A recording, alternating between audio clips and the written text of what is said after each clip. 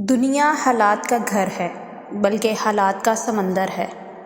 اغراض کے محور پر گھومتی انسانیت کے اس دور میں بغیر کسی ہمدم اور دوست کے جینا اگرچہ کمال ہے مگر محال ہے۔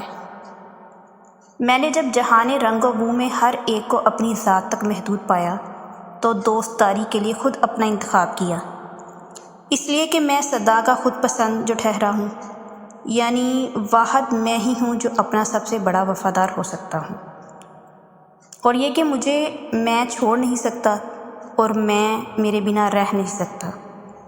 سو میں روایتی کمرے ہمت باندھ کر اپنی تلاش میں اٹھا اور خود سے ملنے کبھی فطرت کے چرنوں میں بیٹھا، کبھی تنہائیوں میں کھویا اور کبھی سوئے صحرا چل پڑا۔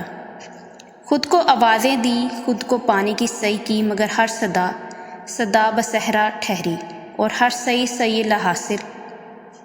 پھر علی گڑھ کے ایک خود یافتہ کے قلم سے نکلے ایک وصیت کے سہارے رخت سفر باندھا، جو 60 برسوں کا سفر کر کے میرے دل میں سرایت کر گئی۔ لکھا تھا، خاکی اور خاک کا فاصلہ جتنا کم ہوگا، خود شناسی کی منزل اسی قدر نزدیک ہوگی۔ موصوف کو یہ بات سرے وادی کنہار سمجھ میں آئی تھی، سو ان کی دیکھا دیکھی میں نے کوہساروں اور وادیوں کی خاک چھانی، ہر منظر کو آنکھوں کے راستے پی کر اندر اتارا، مگر نہ ہوا وہ جو ہونا چاہیے تھا، کیونکہ موصوف چشم بینا تھے اور میں کورے چشم، اور باذوق تھے میں بدذوق۔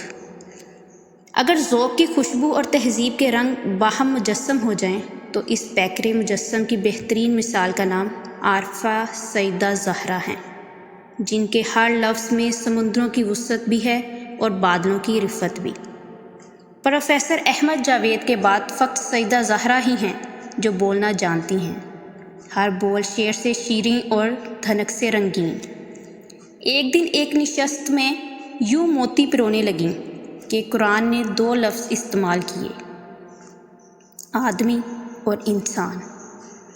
آدمی صرف حیوانی وجود ہے اور انسان اخلاقی وجود ہے۔ خدا کی منشا یہ ہے کہ ہم حیوانی وجود سے اخلاقی وجود تک پہنچیں۔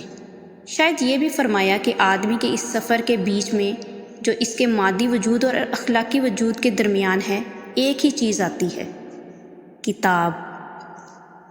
کتاب کے راستے خود کو پانے کا اس نے اشارہ کیا، جو بے بہاؤ بے بدل بھی تھا اور بے حد واضح اور سہل بھی۔ سو اونگتے کو سو جاتے کا کیا دیر میں اٹھا اور کتب کے ان خوشگوار تر راستوں میں گرم سفر ہو رہا۔ اب جو حاصل واقعہ ہے یہ ہے کہ گاہے اقبال و سعدی سے ملتا ہوں، گاہے مختار مسعود مستنصر سے، کبھی کرنل محمود خان اور کبھی یوسفی سے ہنس بول لیتا ہوں، کبھی ابوالکلام و غزالی سے فکر و فکر کشید کر لیتا ہوں، اور غالب سے لے کے جون تک سب کے دروازے پر بھی کبھی کبھی دستک دے دیتا ہوں، اور تو اور ان سب سمیت دور سے برنارڈ شاہ، نیتشے، کارلائل اور خلیل جبران بھی ہاتھ ہلا ہلا کر متوجہ کر رہے ہیں۔ خدا ان کو جزائے خیر دے، سبھی اپنے علم و فہم کے موافق میرے ساتھ مجھے ڈھونڈ رہے ہیں، اور ان کے ساتھ مجھ سا سودائی اور تماشائی بھی شعور کی انگلی تھامے اس کھوج میں شامل ہے۔